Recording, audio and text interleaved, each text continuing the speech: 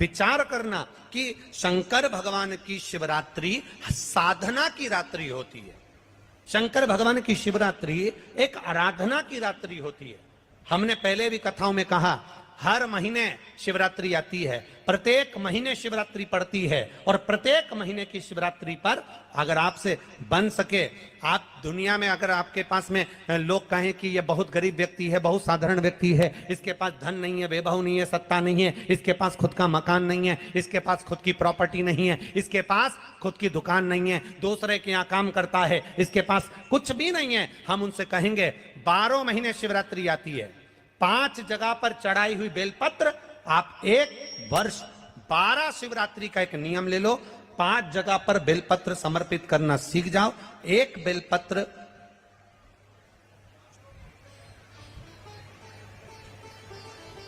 ये शिवलिंग, ये जलाधारी, बहुत ध्यान से देखना, ये चरण जहां से जल नीचे गिरता है, गणेश जी का स्थान, कार्तिकेय जी का स्थान, ये हस्तकमल, माता पार्वती जी का हाथ हस्तकमल, शिवलिंग, भगवान शंकर का स्थान। ऊपर से जो एक एक बूंद जल शिवलिंग के ऊपर गिर रहा है, शंकर भगवान की 5 बेटियां, जया, विषहरा, शामरीबारी, दौतली, देव। बीच में जो एक मोटी सी लाइन है वो शंकर भगवान की छोटी लड़की, क्या नाम है? अशोक सुंदरी। ये पूरे शिवलिंग का वर्णन। 5 जगह पर बेलपत्र, 5 स्थान पर बेलपत्र, 12 महीने की शिवरात्रि। आप दूसरे के यहाँ काम कर रहे हो, नहीं है नौकरी, नहीं है काम, दूसरे के मकान में रह रहे हो, खुद का मकान भी नहीं, खुद का प्लाट भी नहीं, खुद की प्रॉपर्टी भी नहीं, बहुत संघर्ष की जिंदगी जी रहे हो, ठेला धका रहे, लौरी चला रहे, गाड़ी चला रहे, ऑटो चला रहे, अपने लिए करने का प्रयास करना। घर में जितने सदस्य हैं, 12 महीने शिवरात्रि आती है, एक बेलपत्र अशोक सुंदरी वाली जगह पर, डंडी का मुंह नीचे की ओर। दूसरी बेलपत्र माता पार्वती जी के हस्त कमल पर, ये 2 पत्ती जो होती है, इस पत्ती के 2 भाग शिवलिंग के बीच में हो। तीसरी बेलपत्र भगवान शंकर के शिवलिंग पर, डंडी का भाग आपके विपरीत दिशा में हो, विपरीत दिशा में। चौथी बेलपत्र भगवान शंकर का जहां से जल बहकर जाता है, जमीन पर जो जल बहता है, जमीन पे से जो जल बहकर जाता है, चौथी बेलपत्र उस जमीन के जल पर जहां से वो पानी बहकर जा रहा है, पूरे शिवलिंग को छोड़कर जहां से पानी जमीन पर बहकर जा रहा है उस स्थान पर। और 5वीं बेलपत्र नंदी का जो पांव ऊपर उठा हुआ है, उस पांव के पास में 5वीं बेलपत्र समर्पित करना। एक शिवरात्रि से लेकर 12 शिवरात्रि जो 1 वर्ष तक कर लेता है, 1 वर्ष अपनी कड़ी मेहनत के साथ में मेहनत पूरी करना। और ये 5 बेलपत्र हर महीने जो शिवरात्रि आती है उस पे समर्पित करना प्रारंभ कर दीजिए और मेहनत करना प्रारंभ कर दीजिए। आपको आपके कर्म का फल मिलेगा। साल भर के अंदर आप अच्छे बनकर बैठ सकते हैं। कंकर में शंकर समाहित होता है। मैंने सुना शिव महापुराण में एक लोहे के टुकड़े को भी तू सोना बना देता है। मैंने सुना शिव महापुराण में एक कांच के टुकड़े को तू हीरा बना देता है। मैंने सुना शिव महापुराण में कि 12 शिवरात्रि का जो वर्णन है करा, 12 शिवरात्रि का जो स्मरण करा, 5 बेलपत्र का जो वर्णन किया, वो बेलपत्र का मैं भी उसको चढ़ाना प्रारंभ करूं।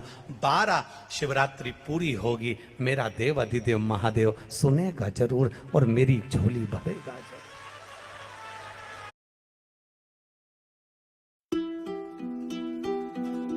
First came the dream, then came the purpose.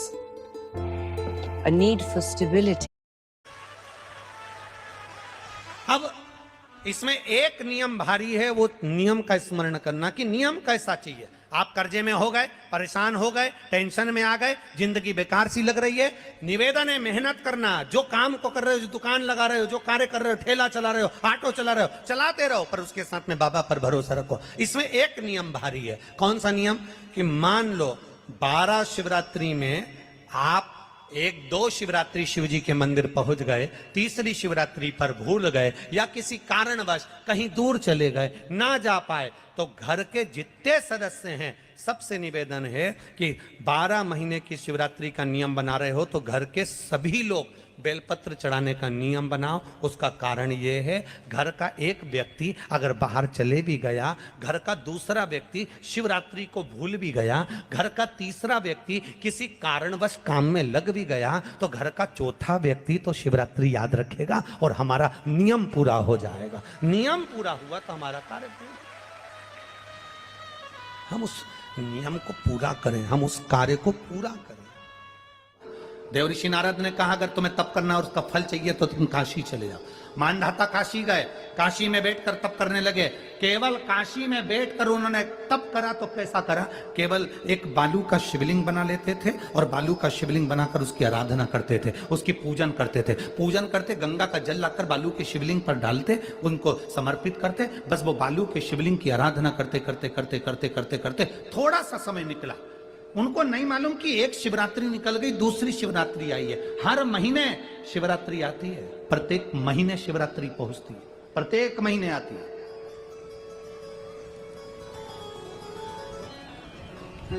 Mandhata ने बालू का शिवलिंग बनाया, पूजन करना प्रारंभ करी, गंगा जी का जल ले जाकर चढ़ा देते। अब कोई तप नहीं, कोई साधना नहीं, कोई नेत्र बंद कर नहीं बैठे, कोई तप साधना में नहीं बैठे, कोई घोर तप करने के लिए नहीं बैठे, केवल शंकर का शिवलिंग बनाया, पूजन करी। साल में एक दिन सावन के महीने में जो शिवरात्रि आती है, हम भी टीवी के माध्यम से, सोशल मीडिया के माध्यम से आप सबके घर में पार्थिव शिवलिंग का निर्माण करवाते हैं। उसका कारण केवल इतना है कि हम पूरी जिंदगी तप नहीं कर पाते, पूरे साल व्रत नहीं कर पाते, साधना नहीं कर पाते, तो कम से कम सावन के महीने की शिवरात्रि पर जब अपने घर में मिट्टी का शिवलिंग बनाकर पूजन करते हैं तो हमें तप और साधना का पूरा फल प्राप्त हो जाता है। करने वाले, विरोध करने वाले करते रहते हैं। शाम को तो व्रत ये वाला उपवास करना ही नहीं था, पूजन कराना ही नहीं थी, इसमें ऐसी पूजन करा दी, उसमें वैसी पूजन करा दी, ये गलत बोल दिया, ये सही बोल दिया, ये ऐसा कर दिया, काली मिर्ची चढ़वा दी तो ये चढ़वा दी। बोलने वाले बोलते रहेंगे। तुम अपना काम करो, पार्थिव शिवलिंग का निर्माण करो, पूजन करो, आराधना करो, विसर्जन करो। आग लगे बस्ती में, जम के बोलो जरा अपन रहो, क्या किसको रोइए, चादर तान के सो। अपने को मतलब नहीं कुछ भी कि अपन को सोचो।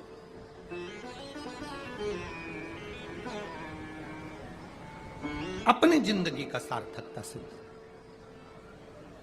करा। मानधाता ने अब कोई तप नहीं करा, मानधाता ने अब कोई साधना नहीं करी, मानधाता ने अब कोई आराधना, बस एक काम करा, शिवलिंग का निर्माण, उसकी पूजा। आपसे भी निवेदन करते हैं, समय मिला करें, हफ्ते 2 हफ्ते में गमले के अंदर ऐसी मिट्टी को उठा लो शिवलिंग जैसी और जल चढ़ाकर पूजन करके वहीं विसर्जन कर दो। उसी गमले में, उसी मिट्टी को वहीं विसर्जन कर।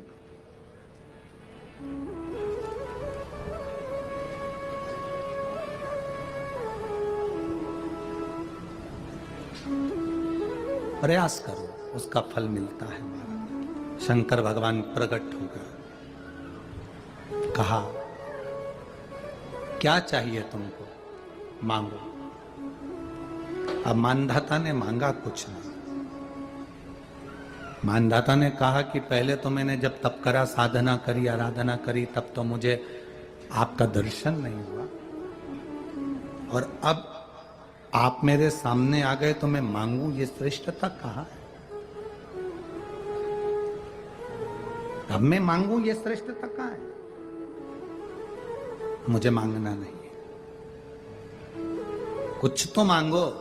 नहीं, मानधाता ने कहा बस इतनी कृपा करना, प्राण छूटने का जब समय आए तो मेरा शिव सामने हो और मेरा ये आत्मा, मेरी जब मृत्यु हो तो ये आत्मा शिव में और कैलाश में विलीन हो जाए, बस ऐसी कृपा कर, और कुछ भी नहीं, और कुछ नहीं चाहिए। बस यही होना चाहिए। उसका जो फल है वो जीवन का एक आनंद सुख देने वाला हो। हमने कथा में कहा था शुरू में, माता क्या होती है? निर्माता। आप माता हो, आप निर्माता हो। अपने बच्चे के हाथ में एक लोटा जल लेकर मंदिर भेजने की जवाबदारी तुम्हारी है।